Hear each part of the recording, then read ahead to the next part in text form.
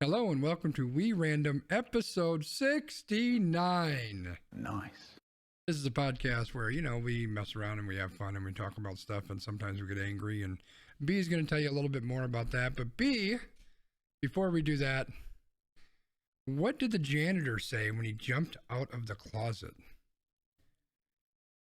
Supplies! Supplies. We'll be back after this. Almost Qualified Productions. Let's get crazy! Experts don't have this much fun.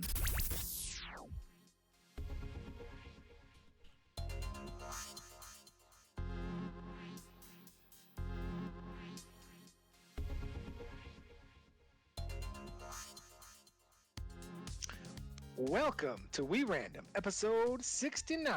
I'm Landmark. Out there in the world is Skonzii. Say hello to our wonderful people, Skonzii. Hey, what's up, everybody? We are back after a few week hiatus, but we are here for you tonight to bring you our wonderful Wheel of Doom. We have lots of topics. That wheel is going to spin and we're going to talk about whatever comes up. The odds of us getting mad online are pretty high. But before we do that, we have a little bit of housekeeping here, Skonzii. I heard that there is a positive point that we want to talk about. But first, there's a not positive, but maybe positive spin point that we want to talk about. Is that rumor true, or are we just spreading rumors out there like MLB? Well, we're spreading rumors everywhere, but we've got, you can see to my well, it's to the right on the screen. I'm pointing to my left. It's so confusing, but over there you can see we've got a ton of stuff on the wheel this week. Yep. And we still didn't have anything on MLB. Or the big news in the world right now, which is Russia being assholes and invading Ukraine and all that horribleness. So I think that surrounds everybody a little bit right now. I think people are aware of it and frightened and concerned and worried. And I wanted to make sure that we didn't jump into everything else that we've got without at least acknowledging that horribleness that's going on. And just the tragic news and everything you're hearing about it, and the fact that a lot of people are trying to say like the big concerns that this could lead to World War III, and okay, sure, maybe that's not going to happen, but like how about we just look at the fact that there are people being killed because some asshole dictator decided, hey, this is mine and I'm just going to take it. So I just wanted to acknowledge that up front. We all know that that's tragic and it's horrible. And, God knows my heart goes out to all the people in Ukraine, and hopefully somehow, some way, this shit comes to an end soon. But that's not a very positive thought. I mean, it kind of is at the end, but the whole thing certainly isn't positive. So B, let's kick it off with something positive before we get into the nitty gritty of the rest of the wheel we got here. So, a positive topic that I was actually hoping that we would be able to talk about during Black History Month, but, we had to take a couple week hiatus because of me.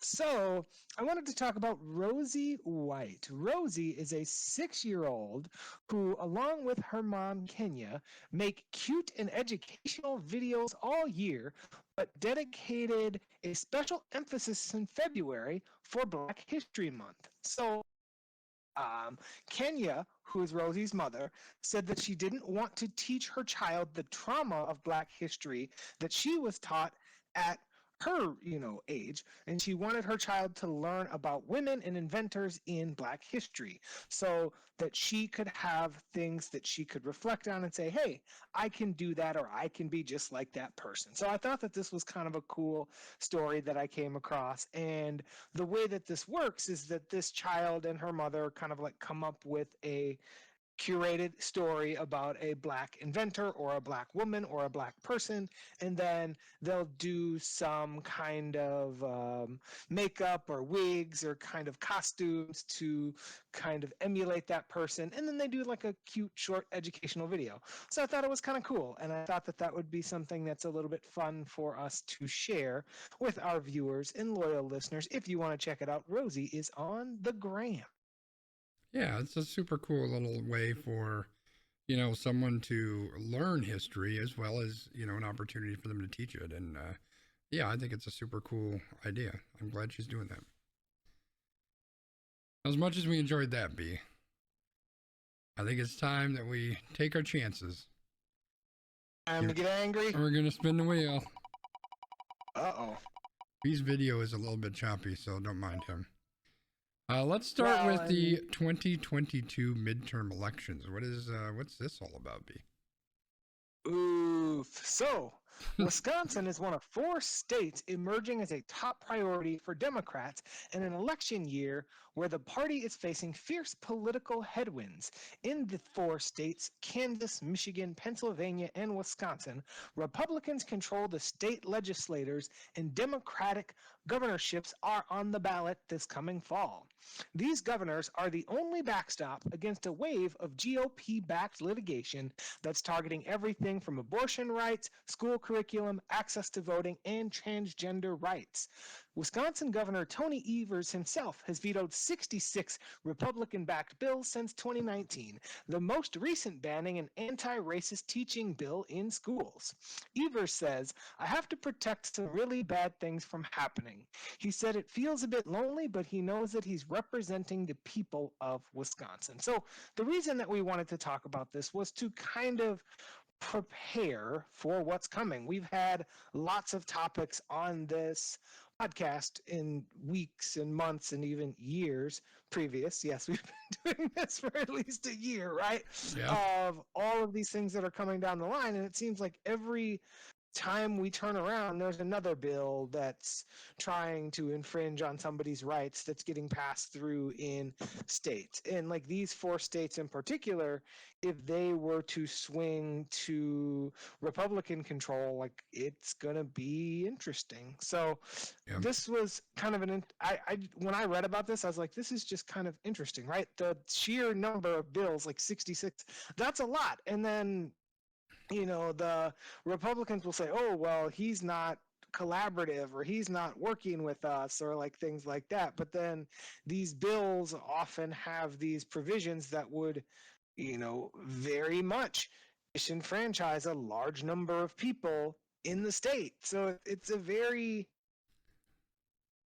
challenging situation. What are your thoughts on this, Skonzii? Well, I agree with the Wisconsin GOP in the state legislature. I know that comes as a shock, but they are very honest, upstanding individuals, and any time that they vote on a bill, they make sure that it has 100% approval, bipartisanship before they pass that and send it on to Governor Evers. So clearly they are. I'm kidding. Like none of that. Like fuck these guys. Like what they do is they have control of the Senate, of the Senate in the state or the Congress or whatever the hell it is, state legislature, because they've gerrymandered the state from here to Timbuktu. So of course they're always going to have control because of the way they've gerrymandered the state, and then they just push through whatever the hell they want to push through, whatever garbage it is. And I haven't looked up the numbers specifically, but I'll guarantee that a bulk of those 66 or whatever it is vetoes, there was nothing but Republican support for any of these. It's just garbage they're trying to shove down people's throat because they happen to have control of the legislature. And then what they'll do is they'll spout this crap about how, oh, he's not working with us and he's not dealing with us and he's just turning everything down. And it's like, well, you guys you're not dealing in good faith. You're just trying to shove shit down people's throats because you have the ability to do that. And so the honest truth is, if a Republican gets voted in as the governor of the state, I am terrified of what's going to happen. It's going to, like, it might not quite be Texas and Florida, but it is probably going to be very, very close. Yeah, well, I mean, and you can see that in the bills that have been proposed and vetoed, like it's all the same stuff that, Texas and Florida and these other states that are like all straight red are passing, whether that's abortion or school curriculum or like all of those kind of things. So it's very, like you said, it's a very scary and challenging time, but I think it's very important that people get out and voice their opinion. But I think it's also important that people, take a step back and become educated about issues that are meaningful to them, because the thing about the politicians is politicians lie, right? Like they will craft their narrative to get you as a person to get riled up about the side that they want you to be riled up on. Right. Yeah. I just don't like politicians, so I'm going to spin the wheel, B. Sounds like a plan I'm to gonna, me. I'm gonna say the hell of them, and then we'll probably get another freaking. We'll get the other bill that Evers vetoed. Oh no, it's a baseball one. It's just Lucas, and I don't know how to pronounce that last name. Okay, so Lucas Ursig, who is a former top 30 Brewers prospect who's in the midst of converting from infielder to full-time pitcher in a last-ditch effort to make the major leagues, still occasionally awakens in a dark frame of mind. The 26-year-old has decided to share his struggles with alcohol and depression, concluding that being open is the best way to stay on a path to the big leagues. So, in doing so, in gold stitching on his baseball gloves is the embroidering 6-10-20. That was the first date of Ursig's sobriety. So he goes on and talks about, some days I wake up and I go, what am I even trying for? But I'm not going to keep laying in bed with those thoughts. I'm going to wake up and make a fresh pot of coffee. I think it's so important to recognize those thoughts and not immediately bury them.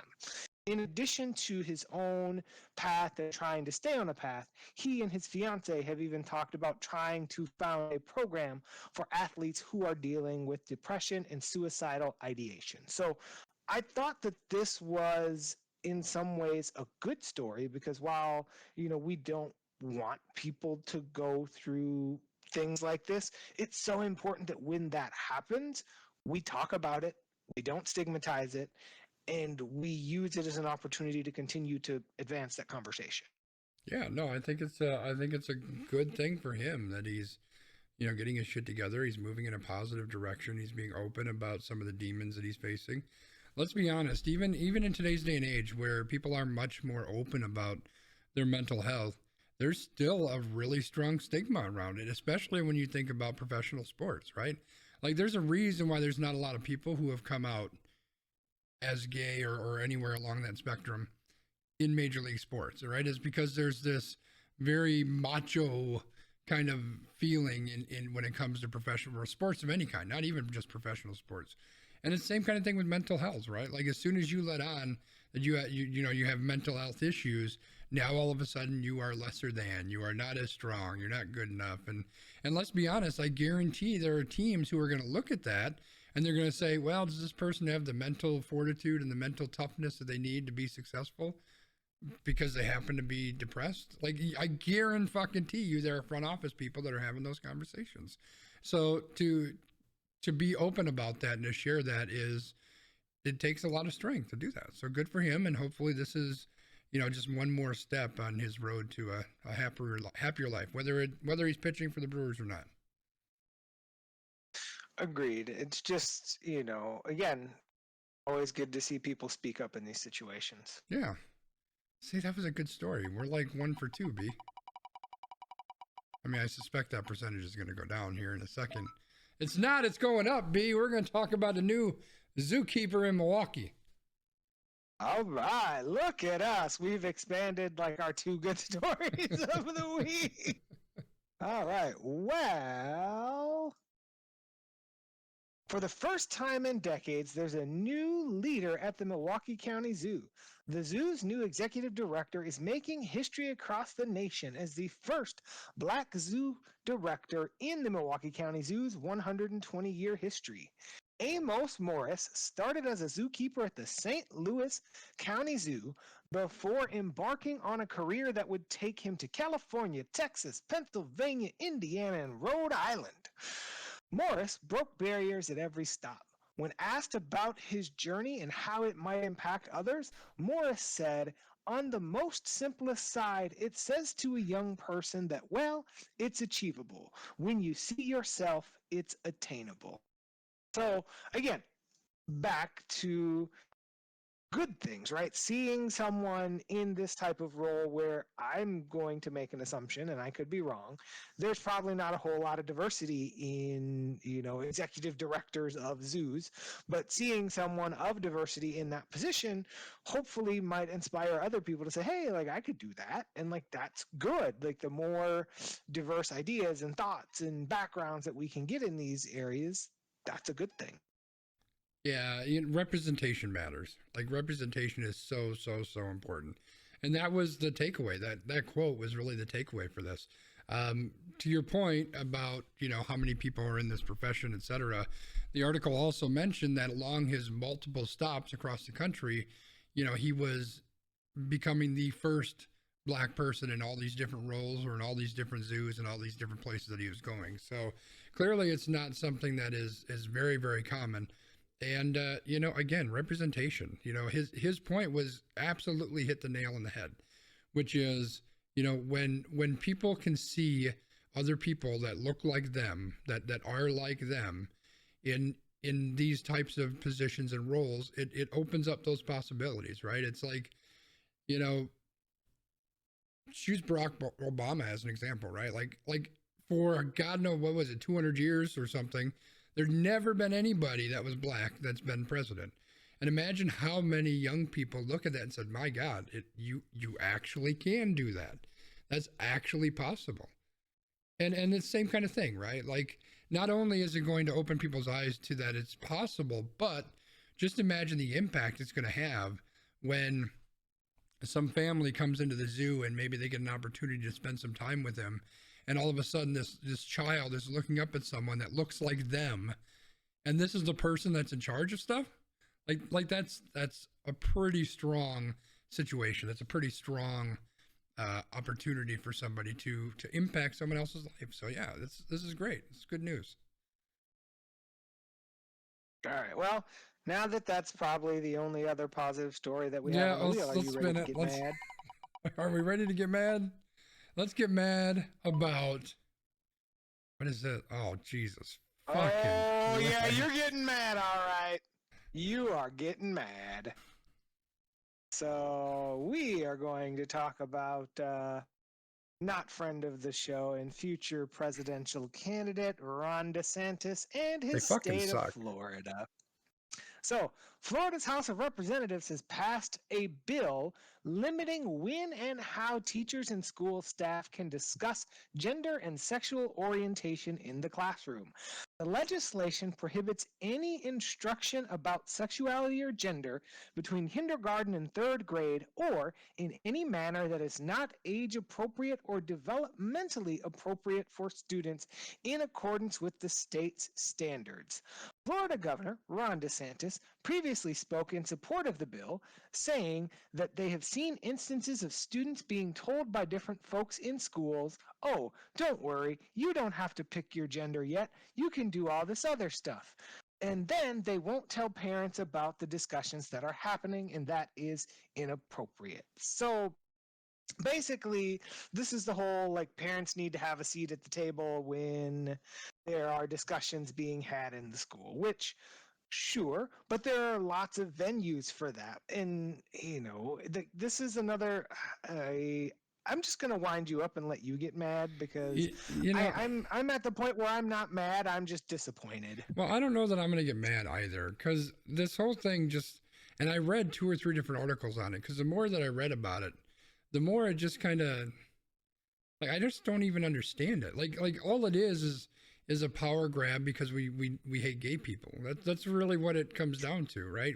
We hate gay people and transgender people, and we don't want to talk about it. We don't want to be exposed to it. We don't want it around our kids. Like, that's all this reads to me.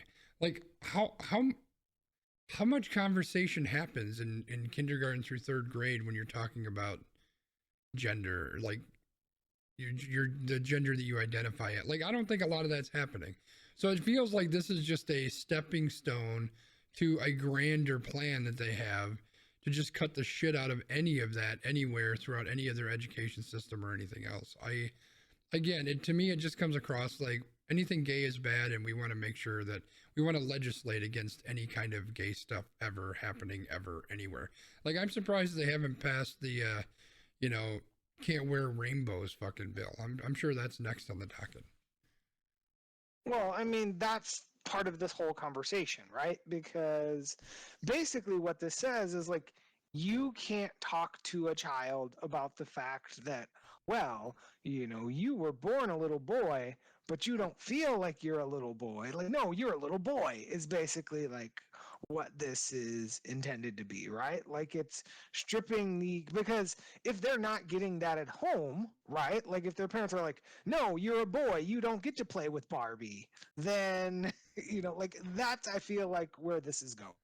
Yeah. It's trying to take what could potentially be one, I'm going to say positive or open individual in their life and taking it away, Right. Which is very funny because there's a very interesting correlation between this and the other really stupid bill that we'll probably talk about at some point, but I'll get to that when we get there.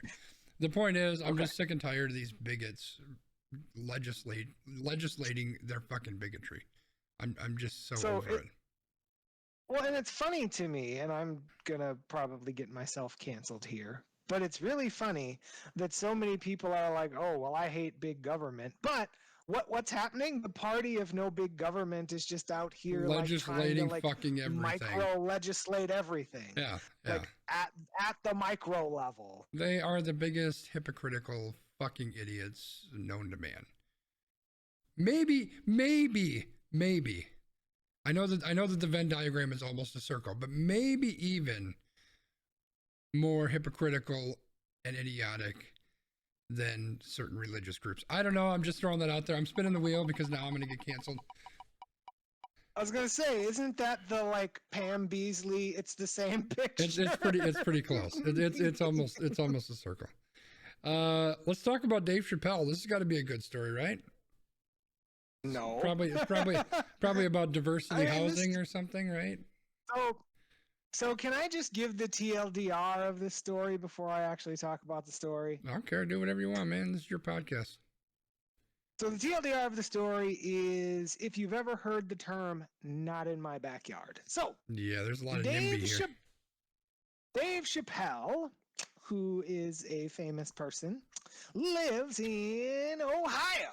And there was a plan for an affordable housing portion of a new development in Yellow Springs, Ohio, where he lives. And that plan has been scrapped after Dave Chappelle added his voice to what may or may not have been more than 6 people, but less than 5, but actually more. We don't know. But he was one of at least 6 people who added his voice to opposing it. Chappelle, who plans to open a restaurant and comedy club in the area under his company name, was one of several 6 people who spoke out during the village council meeting about the project, going as far as to threaten to not invest in the community if the affordable housing portion of the plan moved forward. So this is his own Steve Novak moment where he used his money and his prestige to block something that he didn't like. It's exactly what it is. It's 100% what it is. I was looking to see if I could find the quote, but basically he said, hey, here you go. It's going to kick out a $65 million a year company. He's basically just saying, hey, I'm going to give you this money, but if you do this, I'm not going to give you this money. Now, I can understand that you may not want to live next to, affordable housing. I understand that. I think it comes with a stigma. I don't know that it's necessarily an accurate stigma, but it comes with a stigma. But the fact that you would put your money and your voice out there to fight against, like, this is one of the biggest crises that we have in this country, is affordable housing for anybody. Like, you've got all these giant now I'm going to get on my soapbox. You got all these fucking giant corporations and people with money like Dave fucking Chappelle who are buying up all these houses and these apartments, and they're building this shit, and they're charging outrageous fucking amounts of money. People can't afford to fucking live. They can't pay their rent. They're struggling to live, get by day. These fucking people that have the $65 million, like Dave fucking Chappelle, aren't paying people a livable fucking wage, and then they're charging too goddamn much for rent. This whole fucking racket is a goddamn fucking nightmare. And you got asshole rich people like Dave fucking Chappelle who just keep this bullshit going. Fuck Dave Chappelle. Yeah, we didn't even talk about Dave Chappelle when he was hating on the fucking trans people. Well, now we're going to talk about him now. And let me just say, in case you didn't hear me earlier, Dave fucking Chappelle can go fucking Dave fucking Chappelle his fucking ass out of here. That's what I got. Fuck Dave Chappelle. I lost track. So I started like halfway through counting your expletives. Yeah. So I didn't get an official count. If that were a prop, I'm pretty sure we'd have gone over. It's this infuriates me. Like, obviously, it's just like people need a place to live, and there's just so many things that so many people are doing to make life more difficult for people. And it's people who are less off than them too, right? It's like it's right. All about trying to get your extra little edge as opposed to helping the next person down. Dave Chappelle made it. He's successful. He's worth God knows how many millions of dollars. Fucking help somebody out.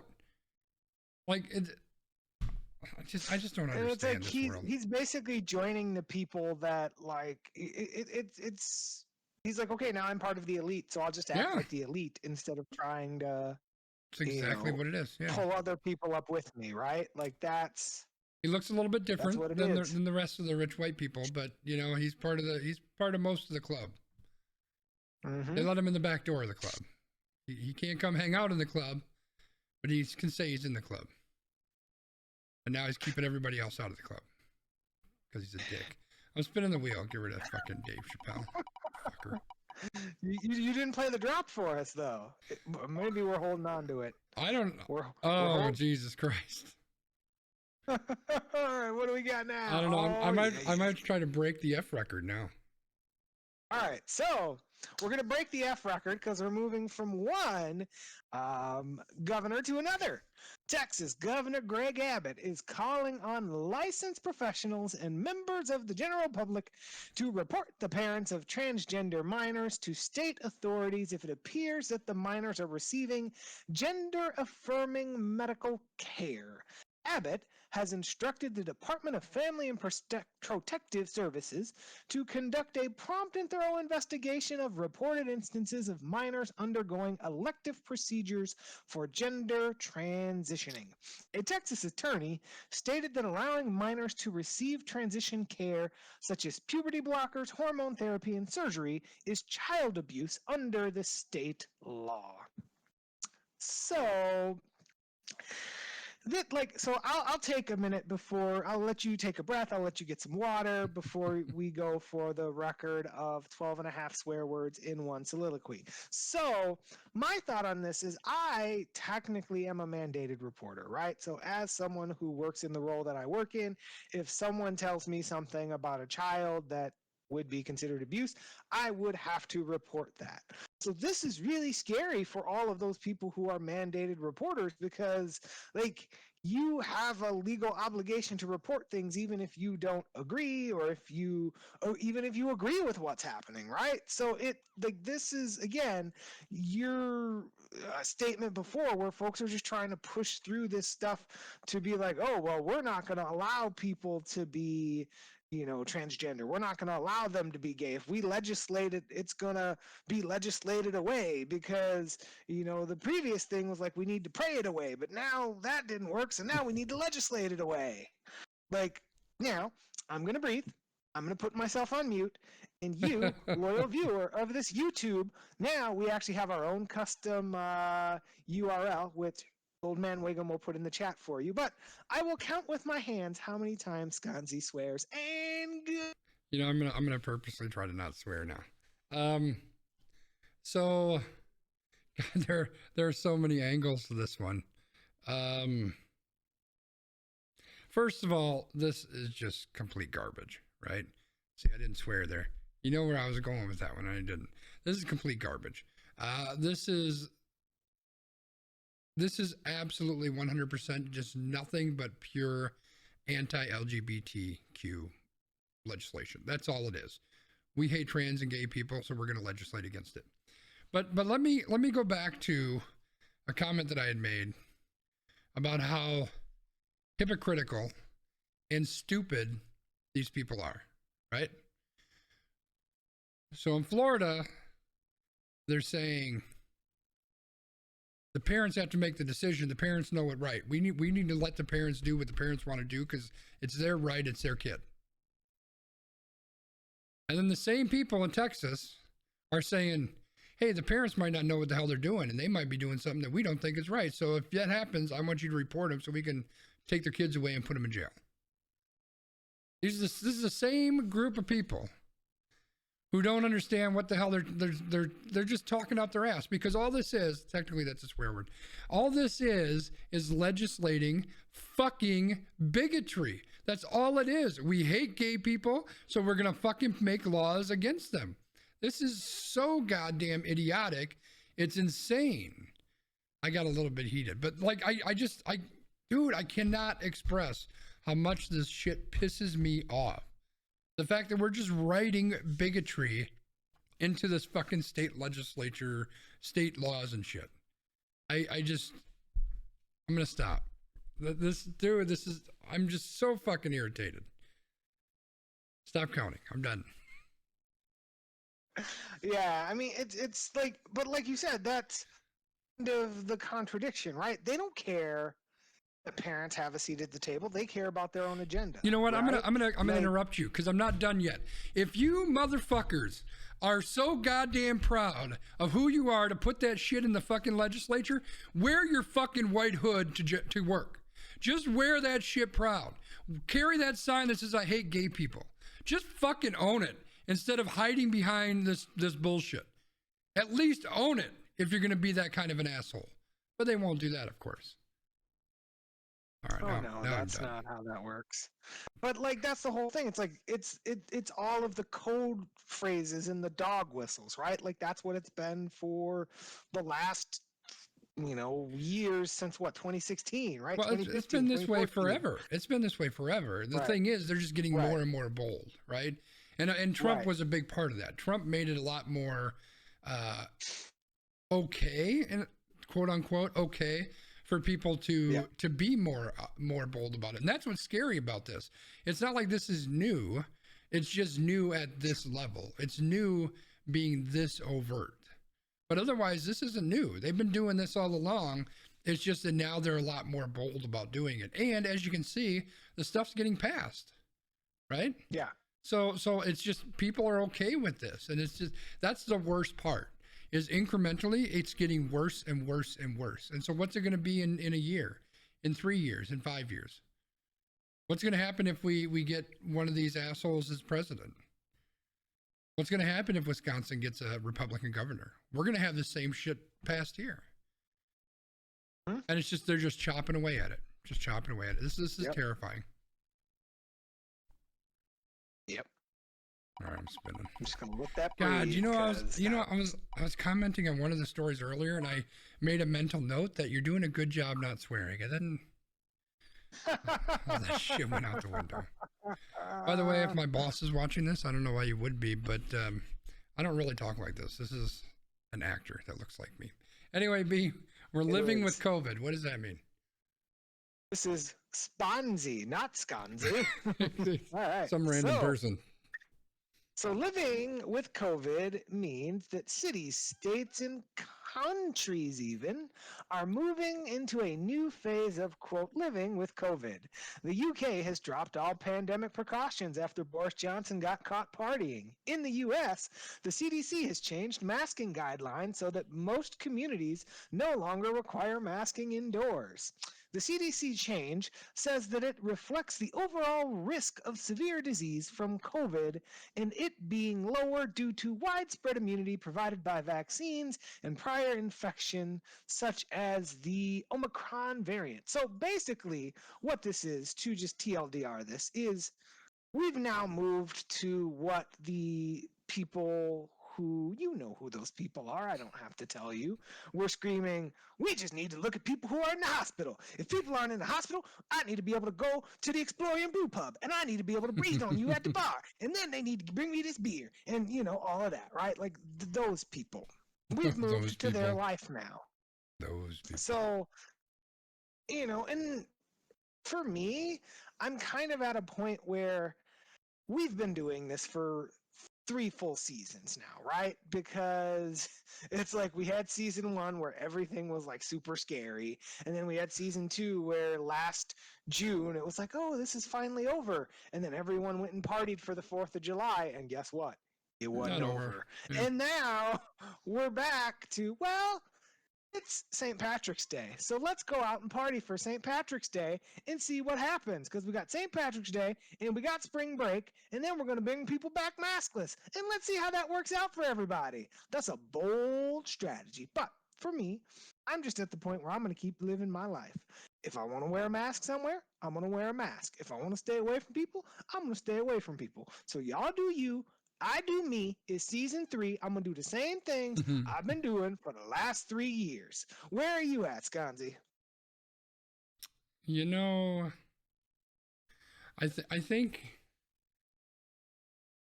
it's an interesting time, right? It's an interesting time. I think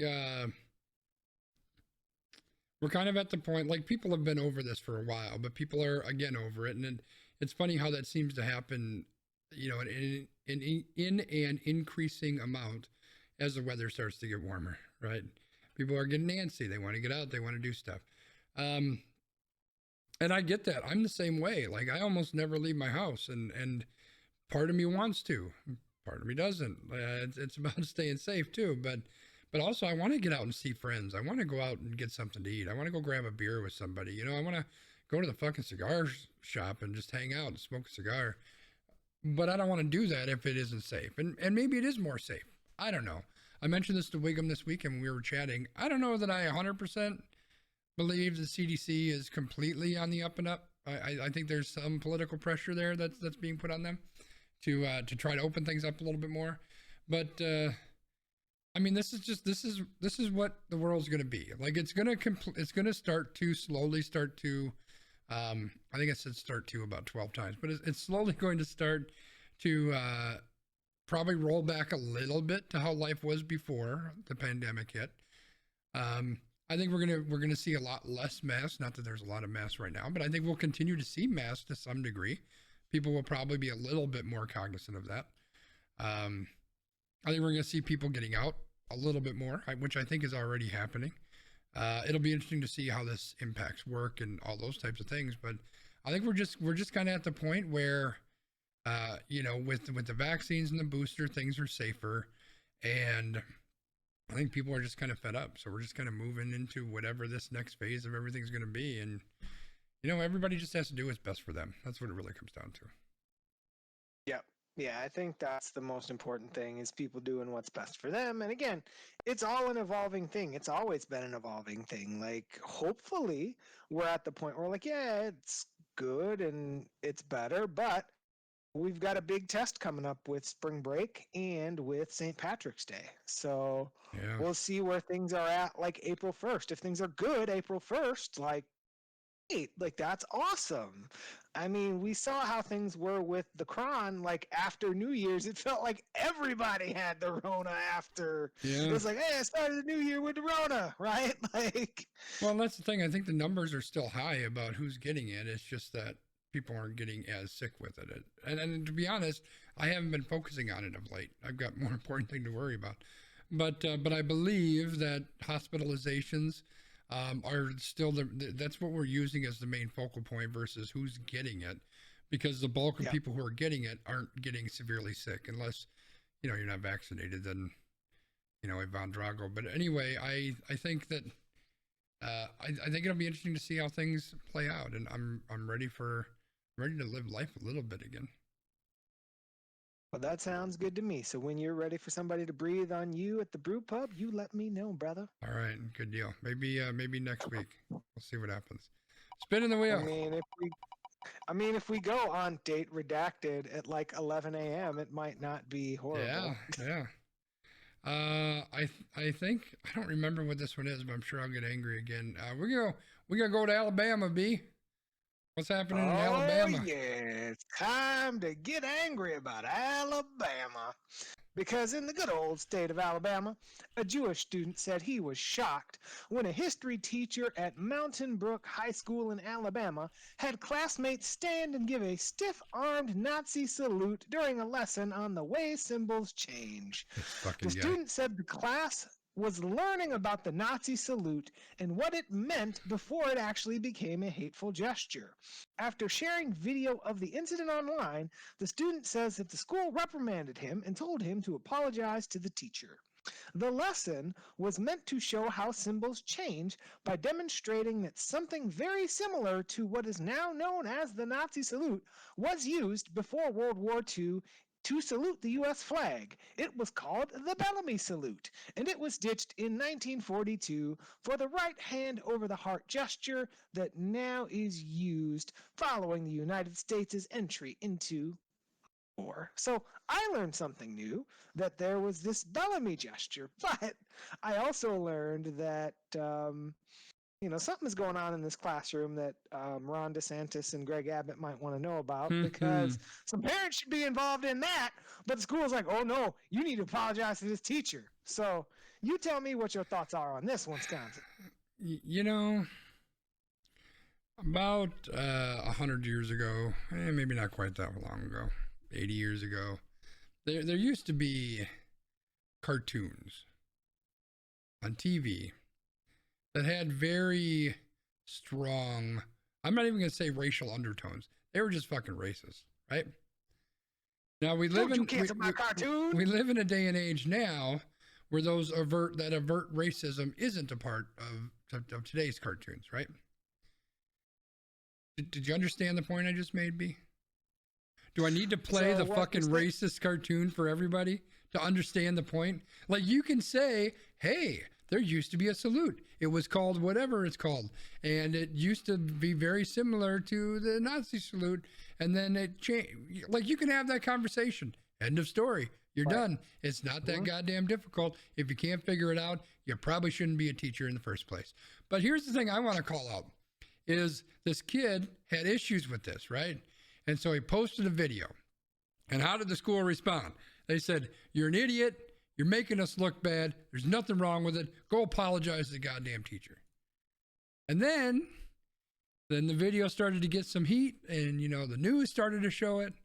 And then the school changed their mind. They said, look, there's nothing that happened. There's nothing happened. We're good. And then more news stations got it, and more people started talking about it. It probably ended up on Reddit. And then the school said, well, maybe it could have been done a little bit better. Like, get out of here. Like, what the hell? Like, and apparently when I was reading through this, they've had multiple situations. This community has complained about the school multiple times. They've had other issues at the school.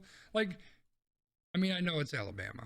Not to, beat on that trope, but still, it's like, come on. Like, it's 2022, B. What the fuck is going on here?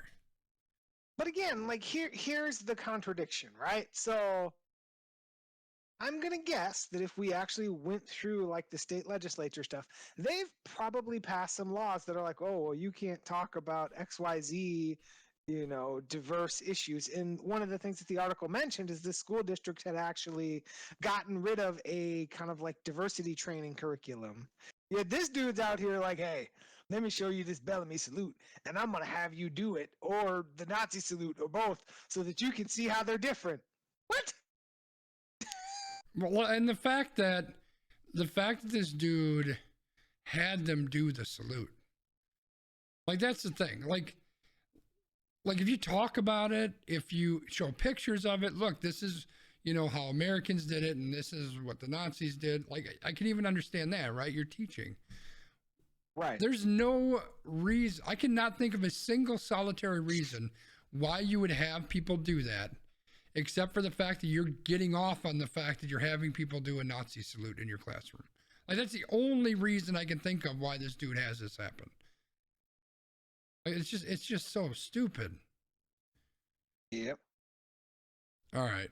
What, we got room for Where are one we more. at? Wiggs wants us to finish with a certain topic.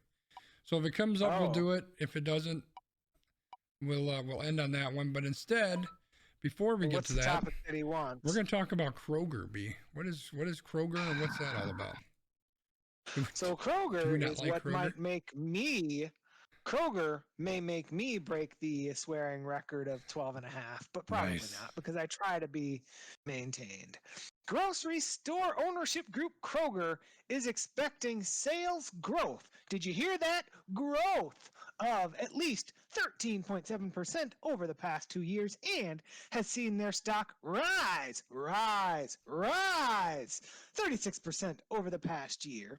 You'd think this would be great for their employees, but a number of the store's nearly 500,000 employees have reported being homeless, receiving government food stamps, or relying on food banks.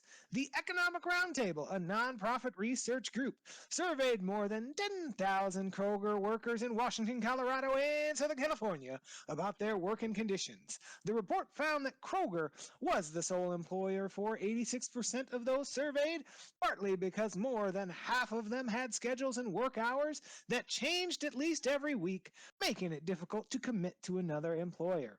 About 2/3 of the respondents said that they were part-time workers, even though they wanted more hours. Keeping these workers in part-time is a strategy that employers use to encourage turnover, reduce costs, and prevent people from getting benefits. Mm-hmm. Kroger, to its credit, issued a statement claiming that the survey results don't tell the full story. Of course They say that they've provided many their first job, and they've provided second chances to people who otherwise may not have gotten a chance to make $7.95 an hour.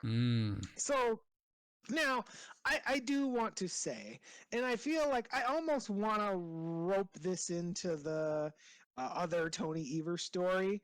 So Kroger here, I will give them that yes. Hiring practices probably do allow people to get their first job, to have a second chance out of prison or out of legal concerns or whatever. That is true. However, you are making money. And what are you doing? Paying substandard wages, preventing people from getting benefits, messing with their hours so that they can't go get other jobs. Like, okay, that's basically like, sure, I'm going to let you come in here and now you can sleep in the cardboard box. They wouldn't even let them sleep in the cardboard box. Like, it's like, this is, I have, and I was going to do this as my extra point, so I might just keep it my extra point. But I have a lot of problems with the way that our world of work is handled, and I'm going to tell y'all about them later.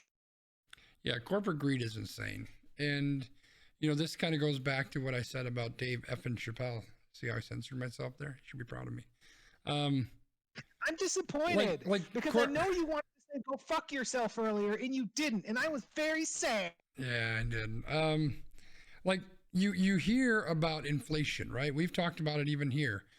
Inflation's so bad, and corporations are talking about how, you know, it's cutting into our profits and we can't handle inflation, blah, blah, blah. And yet all of these companies are making record profits, which is very interesting. I saw a tweet today, which I thought was very telling. You know, you can't buy a car nowadays, right? So they're talking about, you know, cars are limited supply and they can't sell, et cetera, et cetera. But yet, if you look at the amount of profit for each car sold that dealers are making, this was like over the course of 5 or 6 years, it was pretty stagnant, right around $1,100, $1,200, give or take. And last year, it was like $3,500. So don't tell me that it's inflation. Don't tell me that it's any of that garbage. This is absolutely nothing but corporate greed. That's all it comes down to. And Kroger's doing the same thing. You pay your people substandard rates, and you get to make extra money. The rich people keep getting richer. And meanwhile, you've got all of us subsidizing these workers, because they can't afford to pay for food. They can't afford to take care of their kids. We already know they can't afford to pay rent because Dave fucking Chappelle ain't letting them build any new apartment buildings. So now we got people who can't afford to live. They can't afford to eat. They can't take care of their kids. And then, you know, what's going to happen is all these people are going to talk about, oh, well, why don't they, you know, get another job? Why don't they pull themselves up by the bootstraps? Why don't they go do this? Why don't go do that? Well, how about you pay them a fucking wage that'll allow them to live? Like this gets to the heart of what one of my issues is in this world, which is we're so goddamn consumed with money. Money and power. I mean, that's what do you think Putin's doing over in fucking Ukraine, right? That's what it all comes down to. And it's disgusting. It's absolutely disgusting. So I got an idea. How about we take a page from our own favorite Wisconsin GOP? The Wisconsin GOP tried to pass a bill that would allow 14 and 15-year-olds to work until 11 o'clock on a day where they don't have school. Because you know what we're going to do? We're going to help these companies because these companies don't want to pay adults a livable wage. Right. But they can pay a 14-year-old a livable wage and we're not actually going to fix the situation that might require a family to have their 14-year-old out there working until 11 o'clock. Well, let me just pose a question. So we've got Joe, the 14-year-old, who's stacking boxes at Walmart. And then we got Bob, the 45-year-old, who also is stocking boxes at Walmart. Shouldn't Joe and Bob get paid the same amount? They're doing the same fucking work. Well, that's not what they're going to do. Like there are legitimately corporations out there that will say, we're hiring 15-year-olds at $8 an hour or whatever the fuck it is, and we're hiring everyone else at $8 or $18 an hour or whatever the fuck it is.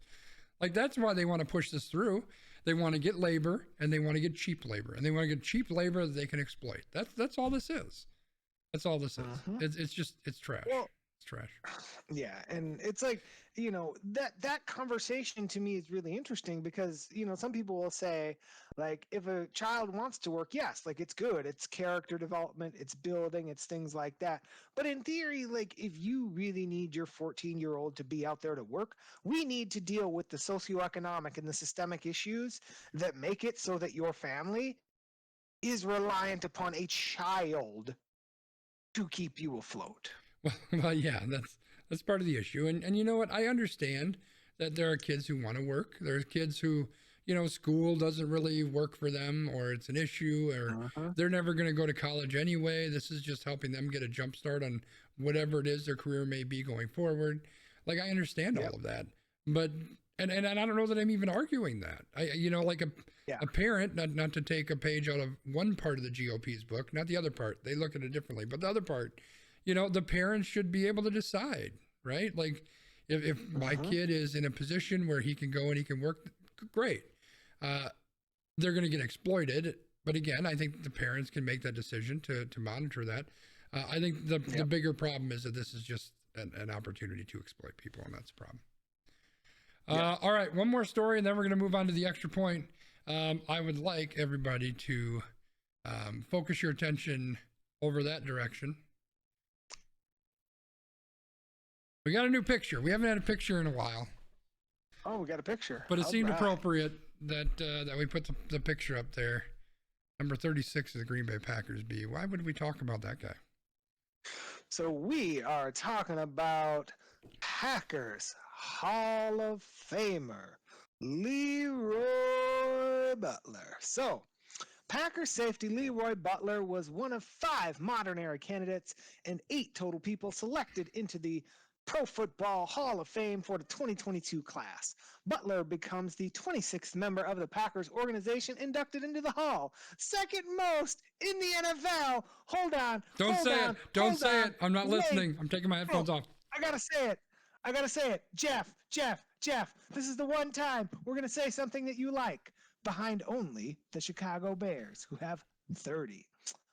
Leroy Butler finished with 38 interceptions and 20.5 sacks in his career as a Packers safety.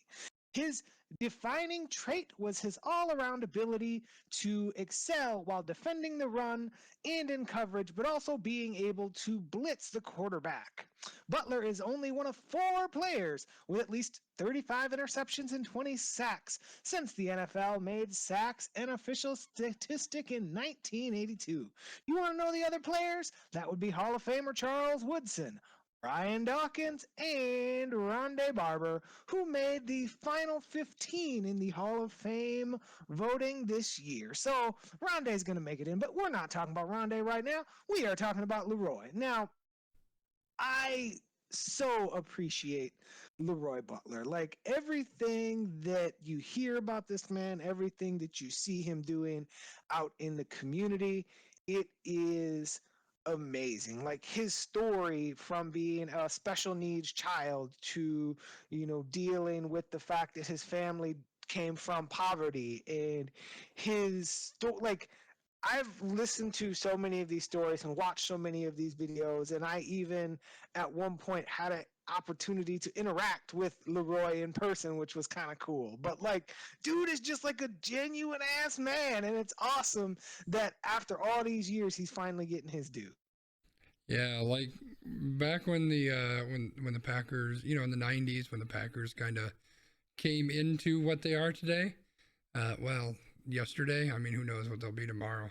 I don't love what the future might hold. Get that? Did you get that? That was good. Anyway, yeah, and he was like, Leroy was like one of my favorite players. He was insane. He was everywhere. He was such a great hybrid player.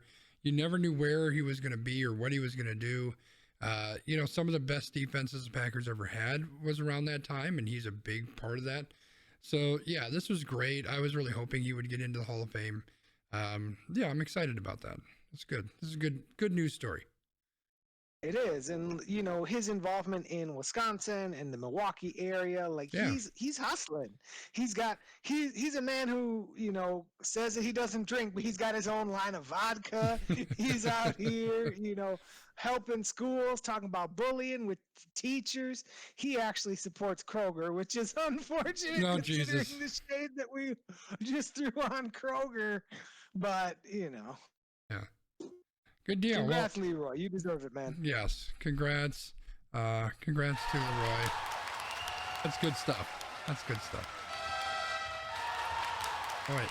No, stop. All right. So it's time, I think, to move on to everybody's favorite segment, Random Rankings. Although I think the random ranking is going to be a little bit different this week. B, what do you have in store for us? So, for Random Rankings, we wanted to bring to the people the recap of the Super Bowl props. So, when we last left you a few weeks ago, it was Superb Owl time. So, we were watching this game. We were trying to figure out who was going to win these prop bets. Was Snoop Dogg going to smoke on stage? Would there be 6.5 or more dogs in a commercial? What color wardrobe would Mickey, I don't even remember her last name anymore, Mickey Guyton? Yeah, that sounds right. I think that's right.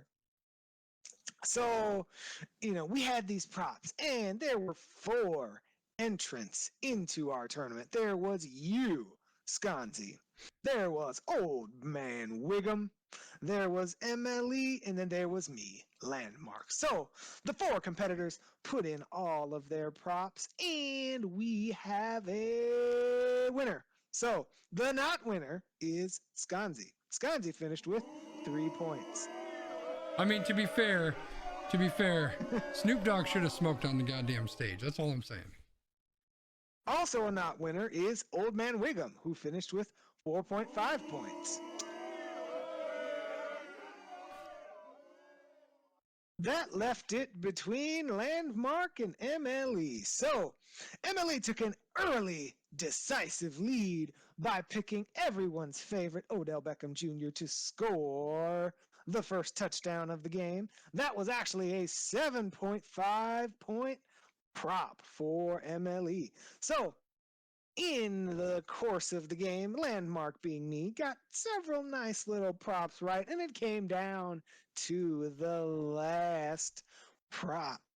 How many dogs would there be in a commercial? Or 7, Emily wins. If it was 6 or below, Landmark wins. And it was me, baby! I won! Yeah. And just for the record, People like you make me sad. congratulations, B and Emily, and not Old Man Wiggum, and definitely not me, because I did horrible. I like to take all the fun long shot bets, and they did not pay off. So, all right. As you can tell by my lack of laughter, I really don't take a whole lot of joy in it, but I still am glad that I won, because it's always better than, not having any coins left to play on the Super Bowl. That's true. That's true. So it was a good time. Yeah, it was definitely a good time. I always enjoy the prop, bet, get along thingamabob, whatever we want to call it. Yep. So we wanted to recap that, and then I just wanted to have a general chat with you. We send messages all week long, and one of the things that I am considering is building a new podcast of things to listen to. And I thought it would be fun to talk a little bit about. I think you mean playlist of things to listen to. Did I say podcast? You did say podcast. I mean, I could make a podcast about it, but that would not be very. I mean, actually, that might be very fun. I could unveil the list of songs that I choose. Yeah, there you go. That will be coming to your extra time in 2025 if I actually ever do it, which it won't. But in any case, we're going to talk about favorite sing-along songs. So stuff that you like to sing along to, Skonzii. And because we don't want to get any strikes against your new beautiful YouTube account, we're going to have to really rein it in and make sure that we don't sing any of these songs. I mean, we could probably sing them and it'd be okay. Well, there is that. But are there any go-to songs that you have? When I say a song that you love singing to, what's the first thing that comes to your mind? I don't even know that this is necessarily a sing-along song, but there is an Ollie Murs song, and now I got to try to remember which one it is. But it makes me smile every single time it comes on. Every time. Let me see if I can find it really quick. Dance With Me Tonight. That's the one. Ollie Murs, Dance With Me Tonight. It's super fun to sing along to, but it's just it's so infectious, and it's upbeat, and it's poppy, and I just love the hell out of it. It just makes me smile like crazy. So yeah, Ollie Murs, Dance With Me Tonight is definitely, I don't know why that's the first one I came up with, because the rest of them that I'm going to talk about are definitely very different than that. But that's definitely one. Yeah. Okay. All right, I have to remember that one. I haven't heard that one. So that reminds me, though, the Whitney Houston, I Want to Dance With Somebody. That one. Yeah. That one's one, too. That's on it. I can see that. See that. I just so for me, I have my karaoke list, right? There are songs that I either sing frequently at karaoke or that I am workshopping for karaoke. So obviously there's Biz Marquee, Just a Friend is kind of my pinnacle song. That is the song that if someone were to be like, Brian, I need you to sing something right now, I could do that. No lyrics, no music, boom, I could get it done. But, another one that I'm working on right now that's going to take a little bit more workshopping is Jason Mraz, Have It All. It's just kind of this fun, little poppy, but I'm working on it. Might be good. I don't know Might that song. bad. I don't know that song. I'm looking for, there's one that's been stuck in my head a lot. I've been listening to my older chill playlist, and they're not all old songs, but most of them are on the old side. But there's one that gets stuck in my head a lot. I'm trying to find it because I don't remember what it's called. I'm scrolling through the playlist here. I mean, I could say one that came on today is Wind of Change from the Scorpions, which I thought was very poignant for those who are familiar with that song.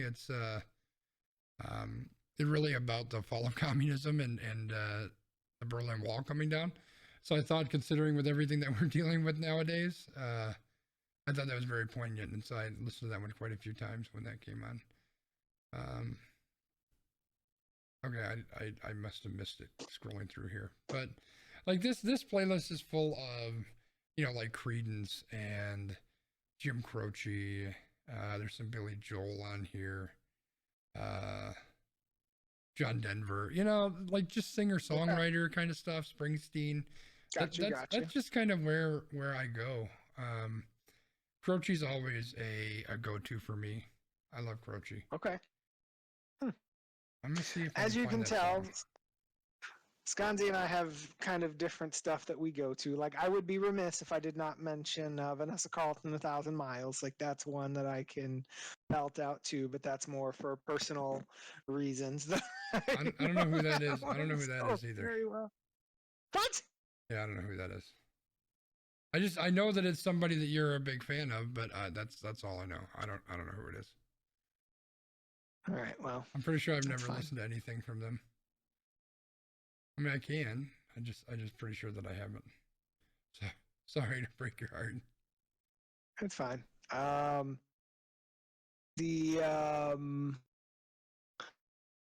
think it's what, like Selena Gomez, Can't Keep My Hands to Myself. I might know that Is that- song, maybe. Or is that Demi Lovato? I don't remember which one it is. I think that's Selena Gomez. It sounds familiar.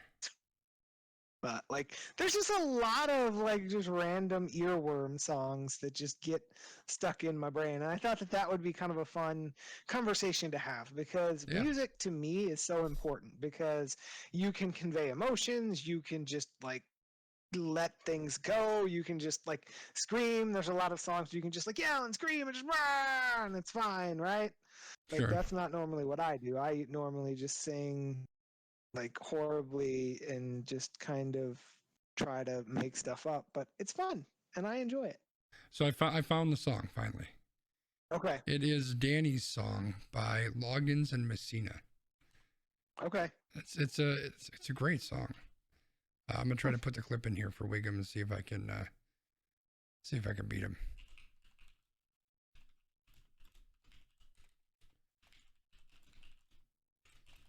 There you go. It's a great song. It's very much a singer-songwriter kind of feel to it. Got you. Do our chat folks have any songs that they prefer? I know Wiggs is big into music. What else? I mean, is there a song about Tom Brady that someone has sang once? Like, that might resonate with Wiggum. I got some Bon Jovi on here. That's very different.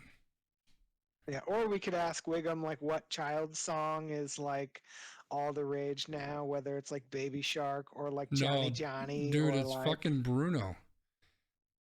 Like, I don't know. Bruno? It's like from that Encanto song or whatever. Oh, Encanto. Okay. Yeah, like I have Bruno. not Apparently that's the watched shit. Encanto. Like, I swear on Okay. every fucking team meeting that I'm on, someone's talking about fucking Bruno.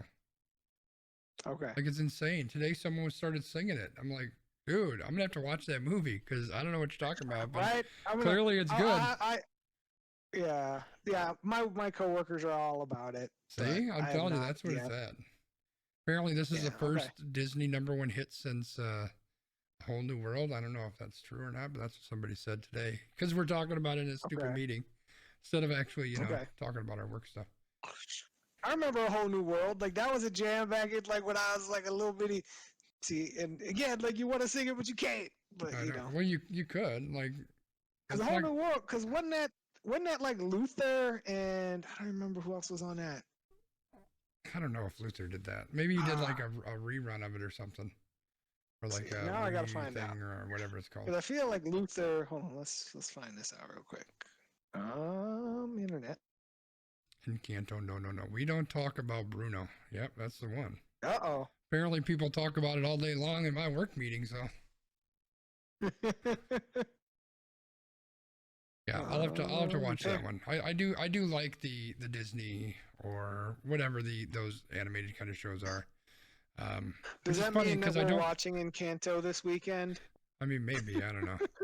It's like I don't like cartoon stuff. Like, you would think that I would like, the Batman and the superhero animated stuff, but I can't generally get into those.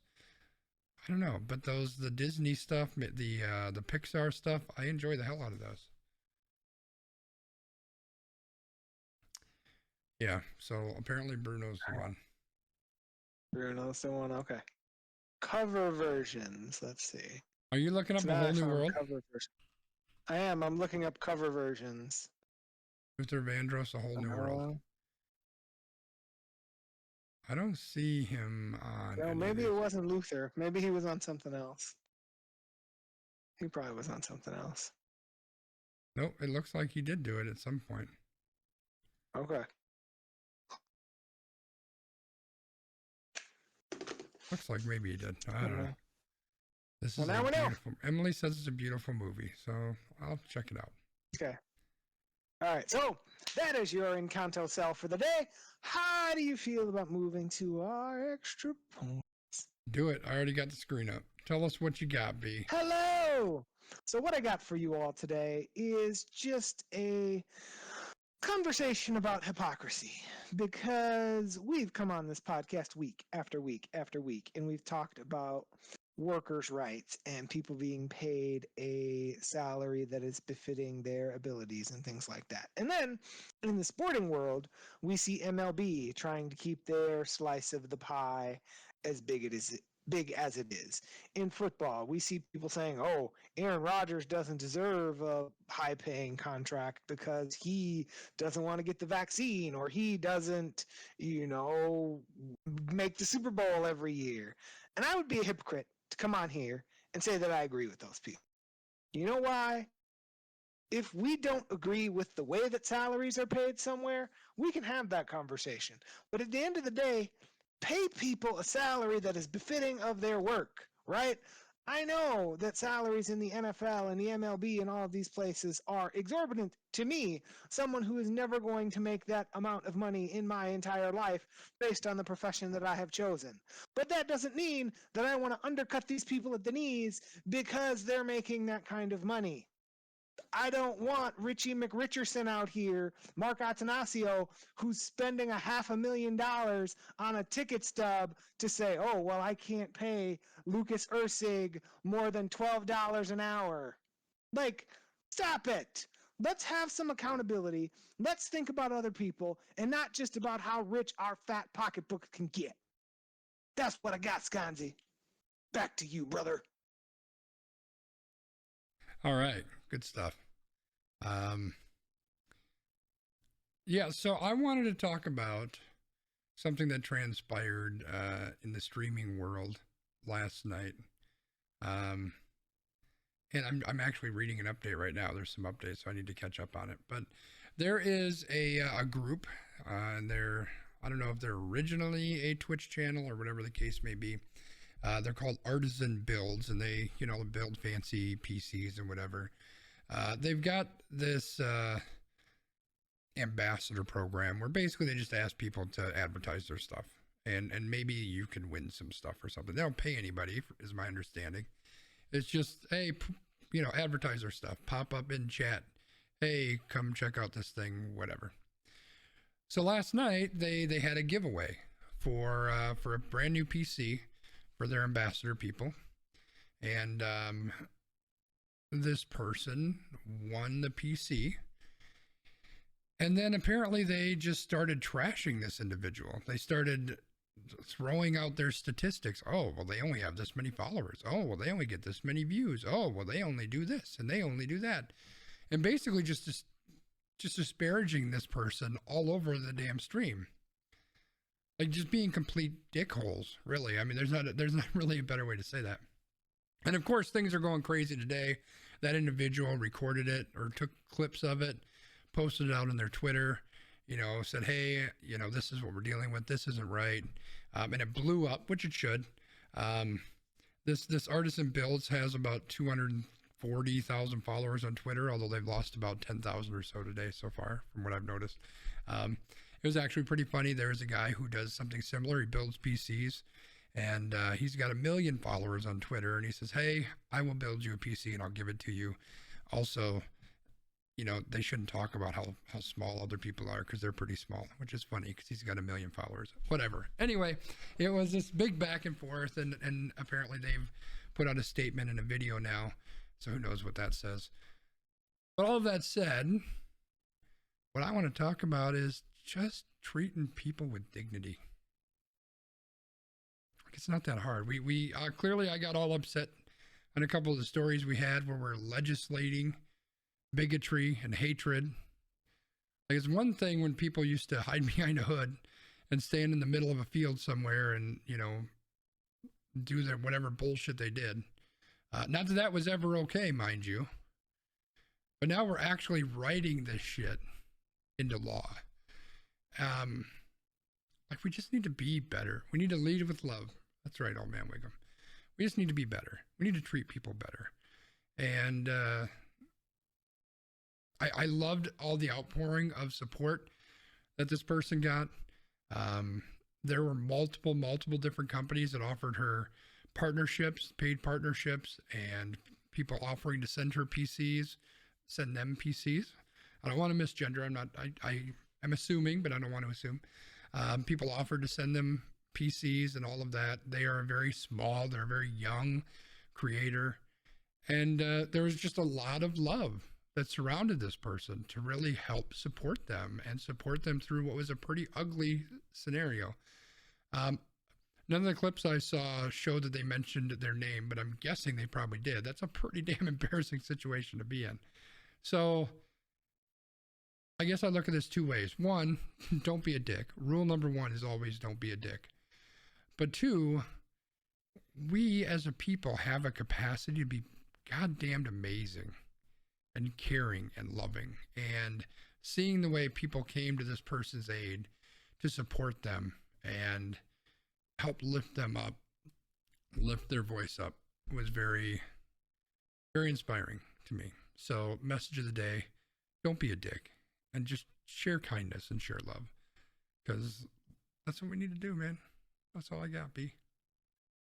Yeah, I mean, I agree with you. Like, that was one of the things that I pointed out when we were talking about some of the transgender stories, right? Like, we're looking at these comments, and there are people in these comments who are actually being like helpful and loving to each other. There's these conversations about, like, how do I talk to about my parents about this? Like, people are posting their stories like as a parent. So these, individual, like, there's a lot of love out here that's not being amplified, while we're amplifying the voices of these people who are just spewing hate and vile, information. But Yeah.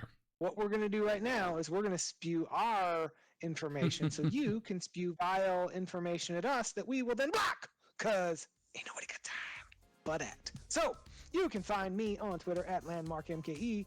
You can find Skonzii at Skonzii. Find us AQ_PROD. Skonzii has a new YouTube short URL, baby! So you can find him at Skonzii on YouTube. You can find him here blowing up planes on Wednesday and Thursday on Grand Theft Auto. You can find us here on Tuesdays doing the podcast. You can find us in our podcast app. You can actually find the Wave goaltender in his goal, giving up like 9 goals a game because, he apparently leads the league in saves, but his defense also gives up lots of save chances, and that makes me sad too. But in any case, it's glad to be back with you all. Be well. We'll talk to you next week, and take care. Goodbye. See you, everybody.